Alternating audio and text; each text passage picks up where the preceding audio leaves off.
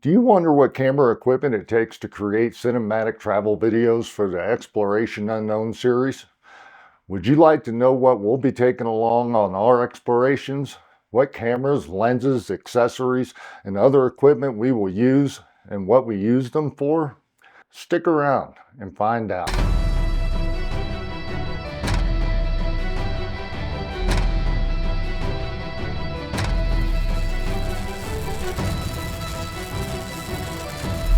Hi, and welcome to Rooster's Media Podcast. I'm Rooster. In this podcast, it's going to be a good one, folks. I'm going to be going through all of the video equipment and equipment that I carry in my cinematic kit for doing the Exploration Unknown videos that we do here on Rooster's Road Trips. I'm going to go through the cameras, lenses, drones, all kinds of stuff. So if you ever wondered and you're interested in what it takes to make really cinematic videos and what a small crew would take out with them onto the trails to do cinematic videos, well, stick around and watch this video because you're going to like what you see. So let's not hesitate and let's get into it. All right, so the first thing that I have to talk about that I take out with me is my primary camera. We're going to talk about the cameras first, but my primary camera, I'm using it today to record with, so I'm not going to be able to hold it up and show you or anything of that nature, but I can explain to you and tell you what it is. The first primary camera that I have is the Panasonic Lumix S5 2X. This camera is a great camera, folks. I've used it for a little over a year now. I use it for taking excellent B-roll, good cinematic B-roll out in the field. I use it for static shots, and I also use it to do cameos sometimes, small interviews of the people that I have out with me on these days when we're shooting the video.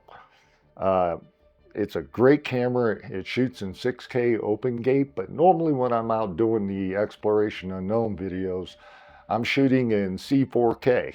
I like the way that looks a little bit better, and it just, that's what I normally record in. It's a little bit smaller file format, but I think it provides the best video for the type of video that I'm taking when I'm out doing the exploration videos. So I use that format. It's a great camera. Like I said, it's got phase detect autofocus. The autofocus works extremely well on it. It's a full frame camera, so it works real well in low light. It has dual ISO. It just has all the makings of a great video camera. So that's what I use for my primary camera. The lenses that I use on that camera, well, we'll get into the lenses in a little bit. Well, the lenses that I use on that camera are the 24 by 105 Lumix lens. It has stabilization in the lens itself, along with the body of the camera too. But the 24-105 seems to give me the range of just about anywhere I might need throughout the day when recording those types of videos. I also carry around a 50mm Lumix lens in my kit as well for that camera. That's for if we're going to be recording at nighttime at a little bit lower light. The aperture on the 50mm prime lens opens up a little bit more and lets a little bit more light in. So sometimes in dark situations, I'll swap over to that lens. But mainly, the 24-105 is what I normally use on that camera. I put that camera on a DJI RS3 Pro gimbal. And the camera itself has pretty good stabilization on it, but not for the type of movement and cinematic movements that I'm doing when I'm taking the videos for the Exploration Unknown series. So I do put it on the RS3 Pro gimbal. That gimbal is a great gimbal. It mounts up. It takes the weight of the S5 2X very well. It's just an overall great gimbal, and it's a great combination for taking cinematic video. I use a Freewell 6-inch monitor on top of it. When it's on the gimbal, I have a mount on the gimbal itself for that. The gimbal has a handle on this, or the gimbal has a mount for the Freewell monitor on here. Mounts up real nice. It gives real good visibility of the screen of the camera. I have it set up with a strap, a side mount, and a tripod at the bottom, and a suitcase handle on it as well. Uh, this gimbal is just an outstanding gimbal. It works very well with the S5 IIX. It's a great combination for a primary camera. Now, my secondary camera that I use when we're out on site shooting video is the Panasonic Lumix GH6. This camera is a great camera. It was my primary camera all the way up until the point where I got the S5 IIX. This camera is in a tilt-a-cage with the handle. I have a Rode boom microphone that I have on it, and it normally mounts to the DJI SC gimbal, and this takes the weight of the GH6 really well. The GH6 shoots in almost 6K resolution, but normally I shoot in 4K with that camera as well. Both of the cameras, I keep a variable ND filter for all the lenses. The lenses that I carry around with this camera is the 2060 millimeter kit lens that came with the camera, and a 25 millimeter prime lens that has a little bit better aperture. So if I do have to use this camera at low light, it will work a little bit better. I forgot to mention on the S5 IIX, I also have a small rig cage on that camera as well. Having a cage on the camera, especially when it has the mounting system on the bottom of it, makes it real easy to take on and off the gimbal at that point, and to mount to a whole lot of the tripods that are out there. So that system seems to work out well. I have extra batteries. I carry at least 3 extra batteries for each one of the cameras. Luckily, the GH6 and the S5 IIX, they share batteries, so I can swap them out in between either one of the cameras. So that works out very well for the amount of batteries I have to bring with and being able to change them back and forth. For the S5 IIX, I carry two 256 gigabyte SD cards, and for the GH6, I normally carry a 256 gigabyte express CD and 256 gigabyte SD card. So between each one has about half a gigabyte or half a terabyte of space for the SD cards. I also carry a portable charger to charge the batteries for those, and that's pretty much what is in my main camera bag, is those 2 cameras. Now, I do carry some other cameras with me. For the vlog portions, the GH6, the secondary camera, I use it for the same purposes that I use my primary camera for. It doesn't get out of the bag as much as the primary camera does, but when I have a lot going on, or multiple shots or multiple angles being done at the same time, those cameras will be out, both of them. The third camera we're going to talk about is the DJI Pocket 3. This is a great camera. I use this for almost all the vlogging. It records in 4K. I have variable ND filters for it as well, a black mist filter, and a wide angle lens. And I keep a 256 gigabyte SD card in it. Again, I use this camera for all the vlogging, some B-roll. I will take with this camera if I'm out walking around in the woods and I don't want to lug around my primary or secondary camera, because the Pocket 3 is just so much lighter and so much easier to carry.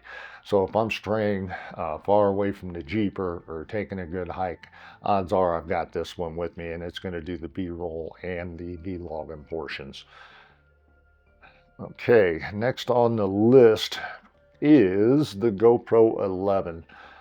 This camera I have a mini tripod for that I keep it on. It also acts as a selfie stick, so I can stick it up out of the car out of the Jeep through the roof. I can go out the window.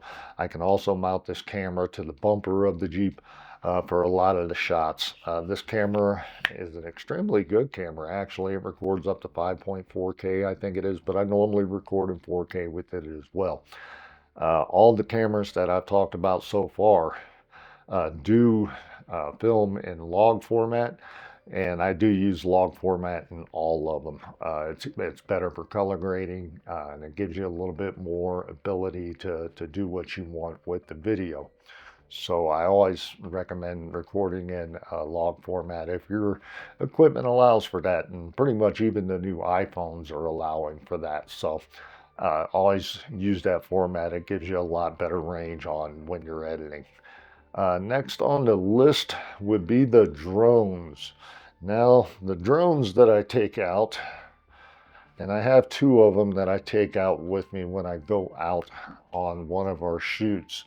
And we'll talk about the first one, is the new primary drone I have for this year. And that is the Mavic 3 Pro, made by DJI. It is a big drone, decent sized drone. It has a micro 4/3 camera on it. It has three different cameras on the three different lenses on the camera itself. Two of them are telephoto lenses. One, I think, at 7x, and I forget what the other one is. I haven't got to use this drone a whole lot this year so far, so I'm really excited about using it. I carry 3 extra batteries for it. The RC controller with the new hood that I just got for it. That's a nice little setup. It shades the controller when you're trying to operate the drone. I've got strobes in here for the drone, a lanyard for the controller, and that's about it in the drone box. But this is one of the cases. Oh, and the SD cards. I do carry two 512 gigabyte SD cards for the drone that goes along with it. This also records in 4K, actually up to 5 point something K, but I normally record in C4K. It's just a great format for when you're out there doing the travel type exploration videos. Now, my secondary drone that I take out with me on the shoots is the DJI Air 2S. It's a little bit smaller of a drone, but it also takes 4K video really well. It has a 1-inch sensor. It shoots very good video, actually. It has the RC controller with it, and I have 5 batteries total for that drone, variable ND filters, and I also have the variable ND filters in the Mavic 3 box as well too. A couple other things I carry. I also have a strobe for this drone, and I always make sure I have my Part 107 license with me when I'm out flying. So that's about all I keep in the drone bags. All this equipment takes extremely good video, and it all ties together remarkably well. Both drones also record in that log format that I was talking about that you want to record in. It allows you for better dynamic range and a whole lot of other things. Now, a couple of the final things that I normally take out with me, if like all this stuff wasn't enough, I'll also take 2 tripods out with me, the white balance card to be able to white balance the cameras, 4 extra 128 gigabyte SD cards, an SD adapter to be able to put the small micro SDs into the cameras, solar battery for charging up, for doing recharging, lens cleaners, 2 small LED cold shoe lights. Those are basically like this here. They're just basic small fill lights that you can put onto the cold shoe of a camera, and it just provides you a little bit of extra light, and they are adjustable for tint, and also for the strength level of the light itself. Carry a newer battery operated key light as well. When you're shooting at night and you're camping and those things, and you're shooting at night, it's always nice to have a fill light with you. And this is the newer fill light, and it comes with the light, and it all snaps together, and it's not very large. Once it's all put together, it doesn't take long. It takes the Sony batteries to run it. It accepts 2 of them. It can run off of one, or you can also run it off of 110 power as well. But when the batteries are hooked up to it, you can put it anywhere and not limited to where you can mount the light to or mount the light at. Well, what else? That's about all I take out with me, other than I do take my computer bag, which has my MacBook Pro laptop in it. That's what I use for editing. The editing software that I use is DaVinci Resolve. It's free and probably the best video editing software you can get. There is a small learning curve for it, but there's plenty of videos online that will teach you how to use that software and help you figure out how to do the things you want to do with the software. Also, I carry a charger for the laptop, an external NVMe drive enclosure, and 4 1 terabyte NVMe drives. They're very fast, and in that enclosure, you can remove one and put a fresh one in. That way, in case my hard drive gets filled up with video while I'm out and about, if I'm on a road trip, a couple day trip or something of that nature, I can always copy the video files over to the NVMe drives and not lose them. That's about all I have in my kit. I hope you enjoyed this podcast, and I hope you like seeing all the equipment, and I enjoyed going through it with you. I'm going to leave links for all the items down below. I'll leave some Amazon links, and I'll also leave some links in a little thing down here you can click for all this stuff if you want to go check any of it out. If you liked this video and you enjoyed watching it, please click the like button. And if you want to see more videos like this, please click the subscribe button so you don't miss them. Also, if you want to see some more videos about camera equipment and camera gear, go ahead and click this right here. We'll see you next time.